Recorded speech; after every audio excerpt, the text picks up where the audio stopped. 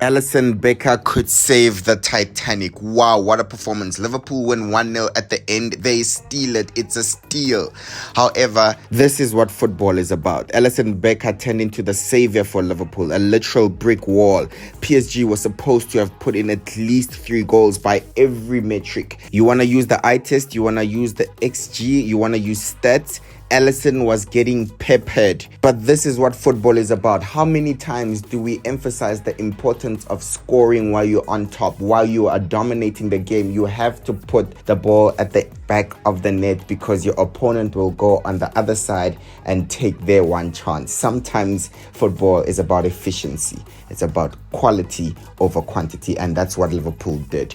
It's a steal. Harvey Elliott came on, and a minute later, not even a minute later, he got the winning goal with 3 minutes to go. What a slot change. He's had a fabulous season, Onslaught, but I think it's also underrated how many times he makes a sub or he makes a change in the game that actually impacts play. We know for sure, I read a stat that says that whenever Endo has been subbed on, Liverpool has not dropped points. Liverpool have not conceded a goal when Endo has been subbed on, whether it's in the last 30 minutes of the game, 10, 25, it doesn't matter. That's again another sign of a great coach. Not only is he making changes that go on to combine for goals and assists, he's also making changes to secure the points or the victories, right? So slot it in, and that's literally what's happened, and Liverpool walk away with a 1-0 advantage heading back to Anfield, and surely you would favor them now. I think it's an amazing result to keep a clean sheet. For me, people who are saying Liverpool were lucky, yes, we understand what you mean, right? That Liverpool were lucky. But if you think about it, you want a keeper to put in a performance like that and not walk away with a clean sheet or a victory. That performance by Allison is worth the win just by itself. 8 saves he made last night. And the amazing thing about the performance is he made all types of save. What world-class goalkeeping. It's a curler from the left, he's saving it. It's a curler from the right, it's saving it. It's a powerful free kick, he's saving it. It's a decent shot that's bouncy, he's catching it and holding on to the ball. It's a shot that's tricky. When he palms it away, he's not palming it into the box, he's clearing it away from danger. He knows when to hold on to it, he knows when to palm it away, and it's never in a position that jeopardizes Liverpool again and puts them under pressure.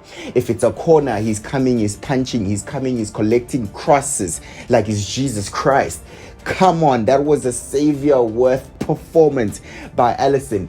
It's a one-on-one. He rushes out to smother the danger and makes an amazing save when you're expecting a goal, when you're just waiting for the net to whistle. Away from home. That performance is away from home in Europe when the lights are the brightest, in one of the biggest stages, in one of the best stadiums, in one of the stadiums that's the loudest, and it's easy to succumb under pressure. Alisson has held on tight and was the anchor for Liverpool. Yes, I know, I've been raving so much about Alisson. It's like almost 3 minutes in and I'm just talking about Alisson. And the reason for that is, let me put it into perspective for you.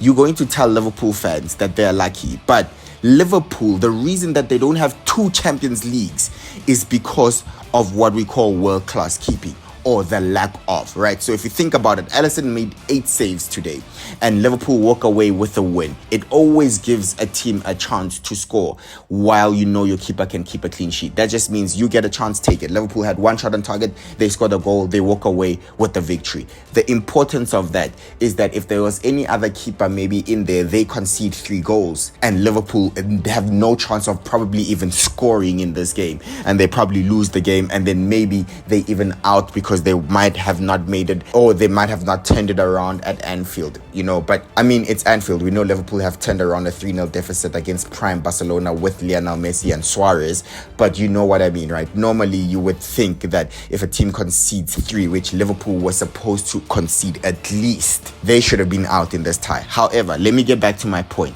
The reason Liverpool do not have 2 more European titles, 2 more UCLs, is because of either world-class keeping or the lack of.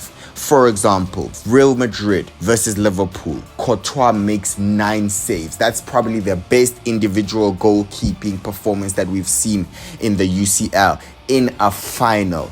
Courtois breaks the record and makes 9 world-class stops against Salah and Mane. Come on, you would think that Liverpool had done enough to probably win that game. But because of world-class keeping, Courtois gave his team a chance. Vinicius went on the other side and scored. He took his chance. Real Madrid held on for the win and they walk away with the title. There's nothing you could say. Klopp coached a win. He's just made by a demonic performance by Thibaut Courtois in goal.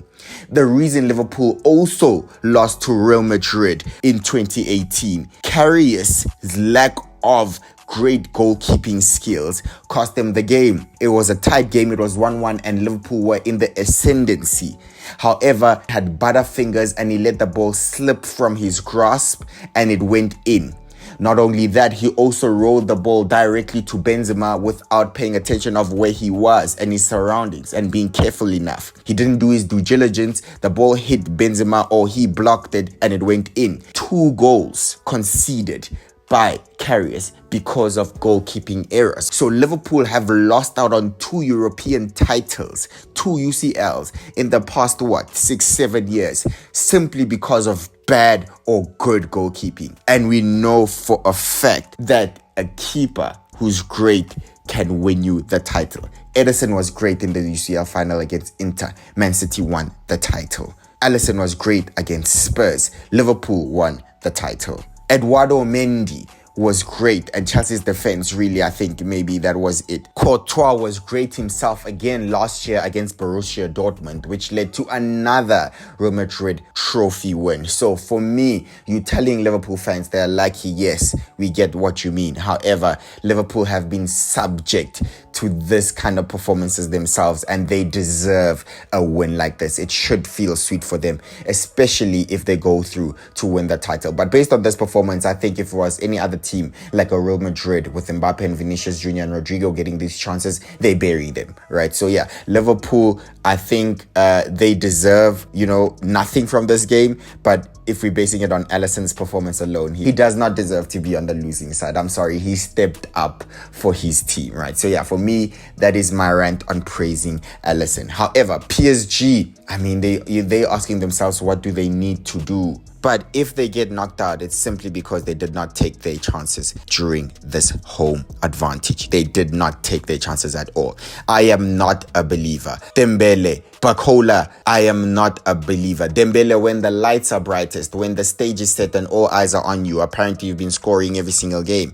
This is where you need the goal. This is where it really counts. He didn't score. Bacola, I am not a believer at all. I'm so sorry. He, to me, is like a Doku. Yes, he can dribble, but he's not dribbling as well as Doku, but his end product is also lacking. For me, very disappointed in his performance. Creature Kvaratskhelia, okay, that was a better performance and he was unlucky to have his goal ruled out because of a heel that was offside. It wasn't intentional. Liverpool were not necessarily playing an offside trap. It was just one of those where Liverpool literally got away with it, but he had scored what would have been a brilliant goal. I think his performance was the best out of the PSG players. So yeah, I think PSG are in trouble going to Anfield. This is the importance of home advantage. As loud as PSG and the home fans were, it's gonna be again worse probably at Anfield. It's gonna be worse and Liverpool are gonna have the home advantage. And I think sometimes Pep said it best that in UCL, you have to suffer. You have to go through moments where you suffer. He emphasized that. And Liverpool have suffered at PSG. However, they kept up with the pace. They ran more than PSG. So Liverpool were defending, but they were working hard as a team. And I think it got to a point where they were looking a little bit more solid, especially in the second half. They were not as open as they were in the first half. And I think that at some points, yes, they were saved by Allison, but at least they worked hard. They worked hard and they could come away and saying, we suffered, but it was worth it. So what a performance for me from Allison. And in a way, Liverpool with the hard work off the ball, but PSG, huge opportunity missed. Alisson definitely gets my nod for player of the week. We know attackers usually most of the time get the headlines. It's always like that. Attackers get paid the most. It's attackers who normally win the Ballon d'Or. But in games like these, this is when you appreciate goalkeeping prowess. You're looking at the other matches this week. Out of 8 matches, only 1 had a keeper as man of the match. And this is why, for me, it's important to celebrate keepers when they have such performances. And for me, this is why Allison gets my nod for player of the week. Yes, Odegaard scored a couple of goals and Arsenal won 7. Yes, Kane scored 2 goals.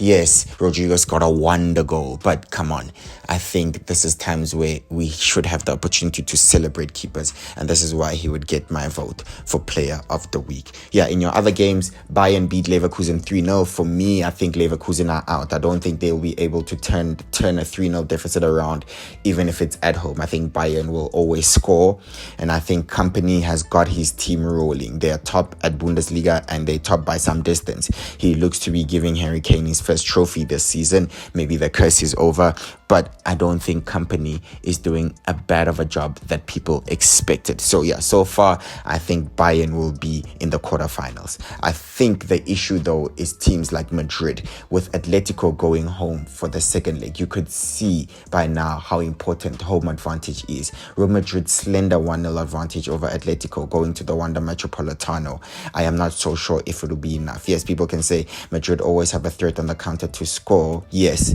of course, and they obviously have a 1-0 advantage. They just need a draw. I just think it's going to be extremely difficult. It's still a derby game.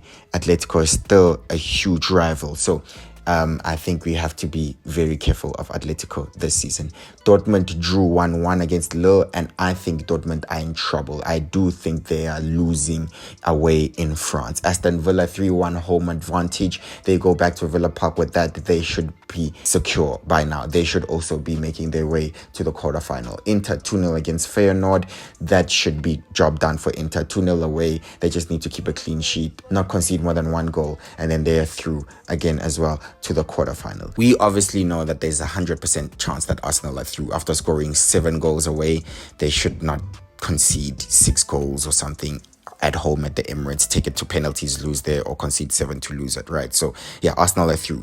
And the last big result is the fact that Barcelona held on for a 1-0 win with a man down against Benfica away in Portugal. Pedri won man of the match, but Raphina came up clutch. Salah had a stinker of a game. And now when we're talking Ballon d'Or, and when the nights are brightest in the biggest club competition, UCL, Raphina has basically taken the lead for me. I mean, he's taken the lead for me. He's shown up again for Barcelona with 10 men, and he's come up clutch to win the game yet again against Benfica in Portugal. He's done it twice now. Raphina is also having a wonderful season, right? Yeah, so yes, of course, Salah has like 50 goal contributions this season. I'm not diminishing that at all, but let's not forget that Liverpool would have to make good strides in the Champions League in order for Salah to really win, I would say, the Ballon d'Or. With that being said, again, it's why it's also impressive, the performance for me from Liverpool, that they did not need to rely on Mo Salah. Mo Salah had a really bad game. He was locked up by PSG, and sometimes it shows me as well in the PSG games that sometimes speed is just speed. Without technical football skills and ability, you're not going to get much from it, right? So Salah is a speedster. He also is technically good, but he went up against Nuno Mendes, who's also very quick and is able to match Salah for pace. The speed of Bradley Barcola and Dembele were not enough to give PSG the lead. They just needed literal more precision and finesse in getting a goal. So yeah, I just wanted to touch on that topic a little bit about speed. But what a performance by Pedri, by Raphina, by Wojciech Szczesny, who's come from retirement to literally put Barcelona in good positions. Liverpool and Barca could only meet, by the way, in the final, as a reminder. So yeah, with that being said, what a huge night in Europe. What amazing games we've seen this week. And I just want to say again, for me, highlight of the week is Alisson's performance against PSG. It deserves all the praise. Yeah, hopefully you enjoyed this video. Please subscribe and I'll see you on the next one. Bye-bye.